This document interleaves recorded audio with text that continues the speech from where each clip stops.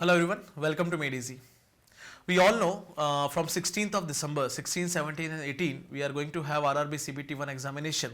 And this is only 4 days left to the examination, 4 to 5 days as per the examination date. और सभी के दिमाग में बहुत सारे क्वेश्चंस हैं कि लास्ट 4 डेज में कैसे प्रिपेयर करें, लास्ट 4 डेज की एंजाइटी से कैसे बाहर आए, हमारा सिलेक्शन होगा कि नहीं होगा, किस तरह से लास्ट के 4 डेज को मैनेज करें. तो today we are having Ashutosh sir with us. He is expert of aptitude and reasoning portion and we know more than 55% question has been suppose to be asked from this particular area. और आप सभी लोगों की sir ने class भी ली है, तो he can tell you much better way कि किस तरह से इन इस एग्जाम को हैंडल करें. So sir, welcome you on the board and we are going to discuss about the points which is related to last 4 days preparation strategy.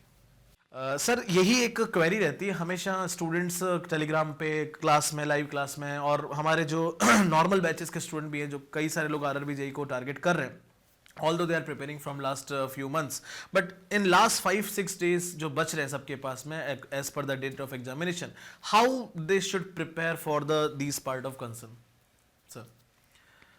Akhilesh, मैं एक चीज़ ये बताना चाहूँगा, स्टूडेंट्स हो या कोई भी प्लेयर हो या कोई भी कंपटीशन में आप यदि पार्टिसिपेट कर रहे हैं तो एंजाइटी होना बड़ा ही नेचुरल है. It's very natural and that does not mean कि जो आपने पढ़ा है, आपको कई बार ऐसा लगेगा जो आपने पढ़ा है आप उसे भूल रहे हैं, but things will right come in the spot where and when it will be required, provided आपने पिछले 6 महीने जम के मेहनत करिए. कोई भी एग्जाम लास्ट 4-5 डेज के एफर्ट्स उसे ऑगमेंट जरूर कर सकते हैं, हेल्प आपको जरूर कर सकते हैं, but it's not going to be a big game changer provided you have worked really very hard for last 6 months. अब जहां तक बात आ जाती है कि what we should do in last few days, so you should stay away from most of the things where you get nervousness from, where you get anxiety from, and you should focus on whatever you have gathered the knowledge, try to consolidate it.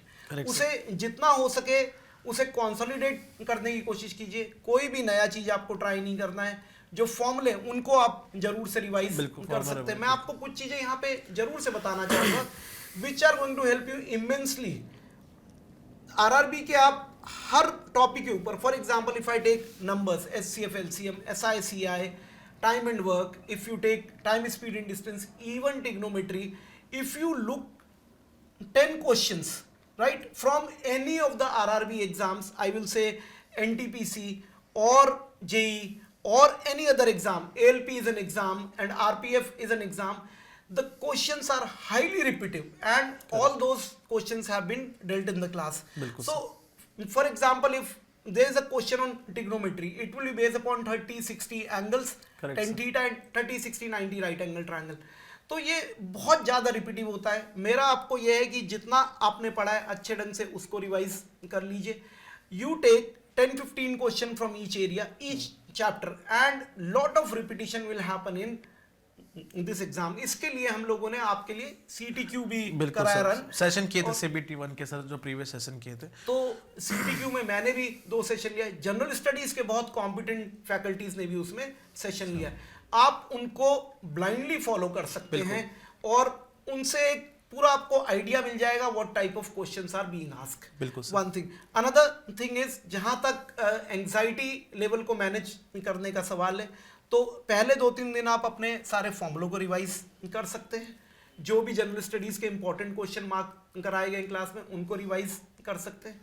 और जहां तक अंतिम day का सवाल होगा, just day before exam, you need not to do anything significant, just you can revise the formula और आप कुछ लाइट सा म्यूजिक सुन सकते हैं, प्राणायाम वगैरह कर सकते हैं, and just stay away from all sort of negative influences. बिल्कुल सर.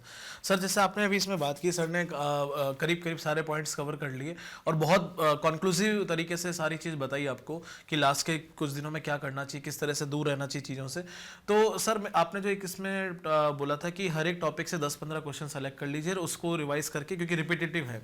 तो सर ये जो 10-15 क्वेश्चन है, ये आप सेलेक्ट कर सकते हैं क्योंकि आप एक टीचर हैं, आपको पता है कि इस एक क्वेश्चन से मैं सब कुछ कवर कर लूंगा. एज ए स्टूडेंट मैं कैसे जानूंगा कि यही वो 15 क्वेश्चन है जो मुझे लास्ट में कवर करता हूं अगर तो मेरा पूरा टॉपिक रिवाइज हो जाता है? तो सर इसके बारे में थोड़ा सा बहुत अच्छा सवाल आपने पूछा है. आप अगर प्रीवियस ईयर पेपर्स को देखेंगे आपको एग्जैक्टली पैटर्न मिल जाएगा, not only in one exam conducted by RRB but almost सभी ऑल एग्जाम, एग्जाम्स। हाँ। सो जो जिस कंसेप्ट पे अगर वन डे वर्क कंसेप्ट पे क्वेश्चन आ रहा है, same question is going to be repeated across the categories. तो आप पीवाईक्यू को तो बिल्कुल फॉलो कर सकते हैं, 100% फॉलो करेंगे आप पीवाईक्यू को, उनसे आपको डिटेल आइडिया मिल जाएगा। इसमें सर एक कंसर्न और है मेरा, जैसे लेटेस्ट से हमारा किसी एक पर्टिकुलर टाइम पे एग्जाम है, लेटेस्ट से मेरा एग्जाम सुबह 9 से 11 बजे तक है, 9 से 12 बजे तक है, तो मुझे जानना है कि सर इन 4 दिनों में स्टूडेंट को क्या फुल सिलेबस टेस्ट जो मॉक टेस्ट होता है उससे एक बार उसी टाइम पे प्रैक्टिस करनी चाहिए, ताकि माइंड को पिछले 4 दिन में उस एक पर्टिकुलर टाइम पे रनिंग की आदत हो जाए। मतलब एक ऐसा होता है ना सर, क्योंकि कई सारे लोग जब क्योंकि जब हम प्रिपरेशन मोड में रहते हैं सर, तो हम रात को पढ़ रहे हैं, दिन को पढ़ रहे हैं, सुबह उठ के पढ़ रहे हैं, कोई फिक्स टाइम टेबल नहीं, क्योंकि अभी हम प्रिपेयर कर रहे हैं। बट बिकॉज एग्जाम तो रात में होना नहीं है, एग्जाम अर्ली मॉर्निंग होना नहीं है, एग्जाम का एक फिक्स टाइमिंग है, तो मुझे ऐसा लगता है सर कि एक मॉक टेस्ट जो है वो हमें जो नंबर ऑफ क्वेश्चन 100 क्वेश्चन को जिस पर्टिकुलर टाइम में करना है, तो उसके लिए सर मुझे लगता है कि बहुत अच्छी बात आपने, उन 2 घंटे का हमें हमेशा माइंड शार्प रहना चाहिए सर। बॉडी क्लॉक जो है, बॉडी क्लॉक उसके हिसाब से। और सर काफी सारी इस पे तो हायर लेवल पे भी, साइंस में भी काफी सारी बातें हो रही है, circadian rhythm, let's not get into all those things and will talk precisely about जो मेंटल फ्रेमवर्क है। अगर आप उस स्लॉट में टेस्ट, अब आप 1 या 2 टेस्ट जरूर से प्लान कर सकते हैं, बिल्कुल सर, या फिर आप कोई चीज रिवाइज करना चाहते हैं, उस वाले स्लॉट में आप जरूर से वर्क करिए जो आपका एक्चुअल एग्जाम स्लॉट है। अच्छा सर, इसमें जो मॉक टेस्ट लगा है जो इन 4 दिनों में, तो सर हमें mock test given by institute लगाने चाहिए, या फिर हमें किसी भी आरआरबी से ही कंडक्टेड जो एग्जाम है उसी को अगर हम लगा लें, तो क्योंकि end of the day we need to fight not with institute, we need to fight with RRB examination, तो वही एक पेपर, उसको ही मैं आज का अपना पेपर मान लेता हूं कि आज मेरा यही पेपर है और उसी को मैं पूरे 100 क्वेश्चन को है जो लिमिटेड टाइम में करके दिखाऊं, तो आई थिंक वो ज़्यादा बेटर रहेगा।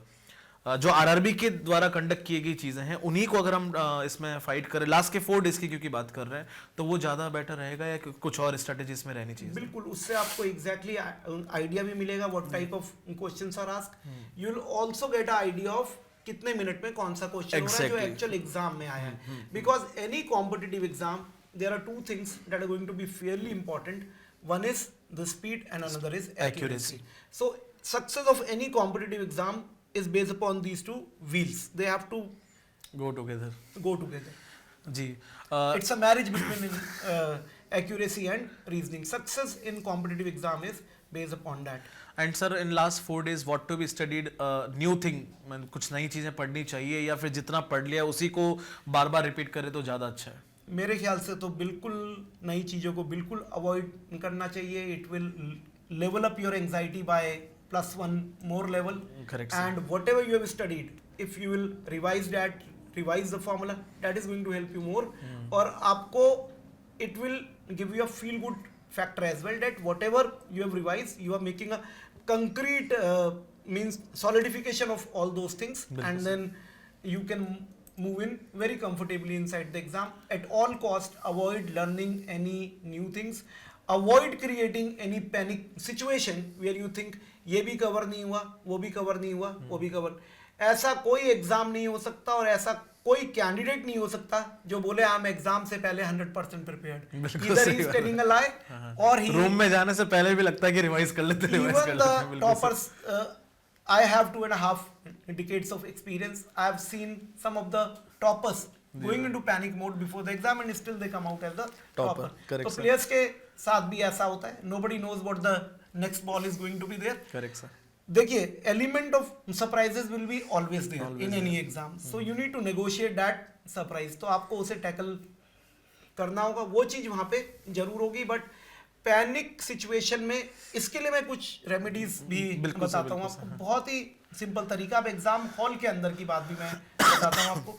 Solve question in multiple rounds, right? Solve easy questions first, and every question will have fair set of easy questions which have to be done at any cost. So you have to spot the easy question, right? कहीं ऐसा ना हो paper आपका समय समाप्त हो जाए and you get unnecessarily entangled तो विद। कई बार सर ऐसा होता है कि हमको लगता है पेपर एंड हो गया, तब लगता है कि यार 4 क्वेश्चन तो मुझे बहुत आसानी से आते थे। वही चीज आपको जो मॉक टेस्ट सर ने बोला कि आप 3-4 दिनों में दीजिए, वो वही आपको प्रैक्टिस करवाएंगे कि किस तरह से क्वेश्चन पिकअप करना है। तो सर उससे तो एक हमें कॉन्फिडेंस बिल्ड होता है। पहले इजी क्वेश्चन कर लिए, जैसे ही 10 मिनट में हमसे मान लीजिए 12-13 क्वेश्चन हो गए, तो हमें लगेगा कि yes we are going very fast and going accurate as well. ये सर दूसरा रेमेडी कॉन्फिडेंस भी होता है बूस्ट अप। फिर आप not so easy questions which are not one liner, which are two liner, three liner, जहां पे आपको लगता है कि ये आपने पढ़ा हुआ, ये आप इजीली मैनेज कर सकते हैं, सेकंड राउंड पे उन पे आएंगे। And then for the last round you can leave questions which you think you have not studied at all. There will be very less, few, couple of questions like that, or you think they are time consuming. हो सकता है आपने पढ़ा हुआ concept हो, लेकिन आपको question देखते ही लगता है ऐसा क्वेश्चन टाइम कंज्यूमिंग होता है। So in exam, purpose of any exam is to maximise the score. Correct sir. Right, वहां पे कुछ भी आपको ईगो पे लेके नहीं जाना है कि ये क्वेश्चन तो मैं करके क्वेश्चन मुझे फोड़ना है, ये मेरा बिल्कुल फेवरेट टॉपिक जी है। सर। ऐसा आपको कुछ भी नहीं। Exam is not a test of your ego, right? Exam is a test of maximum score. So with all this you can score maximum. बिल्कुल सही बात है सर, क्योंकि कई बार ऐसा हो जाता है कि एक क्वेश्चन आता है, ये तो मैंने क्लास में किया था, ये तो मैंने सबसे पहले किया था, इसको तो करके ही दिखाऊंगा। वो फेवरेट एरिया से ऐसा भी हो जाता है। और कई बार अननेसेसरी कैलकुलेशन वाले भी क्वेश्चन आते हैं, यूजलेस डेटा दिए होते हैं, तो उस चक्कर में हमें नहीं पढ़ना और हमें पहले स्टेप बाय स्टेप आगे बढ़ के पहले इजी, उसके बाद मॉडरेट एंड देन टिपिकल। क्योंकि क्या होगा ना, कोई लॉन्ग क्वेश्चन इन केस भगवान न करे छूट गया आपसे, तो उसका उतना दुख नहीं होगा जितना 3 इजी क्वेश्चन आपको छूट जाएंगे। आपको लगे यार ये तो मैं ऐसे ही कर देता, ये रह गया मेरा, और जो टाइम कंज्यूमिंग वो रह जाता है, इट्स कंप्लीटली फाइन, क्योंकि you know that deserve lot of time. जी सर। मैं हमेशा कहता हूँ, 2 वेल प्रिपेयर्ड स्टूडेंट हैं, उनमें से भी जो एग्जाम को बेटर मैनेज करेगा उसका बेटर स्कोर आएगा at the same level of the preparation. बिल्कुल सही बात। तो end of the day fight उन 2-3 घंटे की है सर। तो आपको maintain your cool and calm, solve easy question first, then moderate, then move on to difficult one, बिल्कुल if there are any in the paper. And go with the typical positive energy, because CBT 1 clear होगा तो हम CBT 2 के लिए prepare रहेंगे, और 2-3 महीने का उसमें डिफरेंस है, तो उस पॉजिटिव माइंडसेट के लिए जाएंगे कि हमें CBT 1 आज खत्म करके आज से ही CBT 2 की तैयारी करनी है, उसी पॉजिटिव माइंडसेट के साथ जाना है। लास्ट के 4 डेज में पूरी तरह से पॉजिटिव माइंडसेट के साथ रहना है। ऐसा बिल्कुल भी नहीं सोचना है कि मेरे से नहीं होगा, या ऐसा कुछ भी दिमाग में नहीं लाना है। जो है आप सभी लोग, मैक्सिमम लोग इसमें इंजीनियर्स ही, सभी लोग इंजीनियरिंग पढ़ चुके हैं, तो एप्टीट्यूड हमारा ऑलरेडी स्ट्रांग होता है और हम उसे और अच्छे से सॉल्व कर भी सकते हैं। आपने इतना प्रैक्टिस किया है, पिछले 6 महीने की तैयारी है। सर के और हमारे जो GS एक्सपर्ट्स हैं, GA एक्सपर्ट्स हैं, उनके सेशंस भी हमने करीब 15, 20, 25 दिन पहले प्लान किए थे। यूट्यूब पे वो अवेलेबल हैं। CPQ को आप एक बार फिर से वो देखने से क्या होगा ना, again that is a group of may be 60-80 questions, और उन 60-80 क्वेश्चन से ही पूरा सब्जेक्ट का रिवीजन हुआ है, तो that is also can help you in the last 4 days. And other कुछ क्वेरीज अगर आपकी होंगी तो आप कमेंट सेक्शन में जरूर बताइएगा। बाकी मेरे हिसाब से जो भी सर ने बोला है उनको अगर हम कंक्लूड करें, तो सबसे पहला सर ने बताया कि हमें जो रिवीजन स्ट्रेटजी रखनी है अभी 4-5 दिनों में, that is the formulas and whatever the concept they have given to you, so उनको हमें concise, whatever is more repetitive, उन चीजों को हमें पिकअप करना है, ताकि क्वेश्चन पिकअप कौन सा करे उससे पता चल जाएगा। जो CPQ क्वेश्चन सर ने, CTQ जो सर ने लिए थे यूट्यूब सेशन पे सर ने और पूरा जो टीम था, जनरल स्टडीज का पूरा टीम, बड़ा अच्छा कंपाइलेशन आपको वहां पे मिल जाएगा, वो आपको रिवाइज करना है। तो इन 2 को रिवीजन करने में आपको 2-3 दिन से ज्यादा लगेगा नहीं, और आपका पूरा का पूरा सब्जेक्ट जो है रिवाइज हो जाएगा, सारे सब्जेक्ट रिवाइज हो जाएंगे। कुछ नया नहीं पढ़ना है। टाइम टेबल में आपको ये रखना है कि जिस समय पे आपका एग्जाम है, एटलीस्ट उस समय पे आप एक मॉक देने की जरूर ट्राई कीजिए, और मॉक में भी कोशिश कीजिए RRB का ही डिजाइन कोई पेपर हो, तो उसको करेंगे तो ज्यादा कंफर्टेबल फील करेंगे। बाकी ऐसा कुछ नया पढ़ के एंजाइटी नहीं बढ़ानी है, और बाकी सर ने सब कुछ बता दिया। सर कुछ कंक्लूडिंग स्टेटमेंट पहले पहुंचे, बिल्कुल सफिशिएंट टाइम अपने पास, due to winters there can be other issues, fluid management is also an issue, so drink just sufficient amount of water before the exam, and reach your exam hall much before time. बिल्कुल sir. And with this I think we wish you all the best from deep down core of our heart, all the best from entire MadeEasy team. May you always rise higher and shine brighter. Thank you so much, guys. We all will wait you to give the CBT 2 examination. Okay, so thank you everybody. Take care. Bye bye. Jai Hind.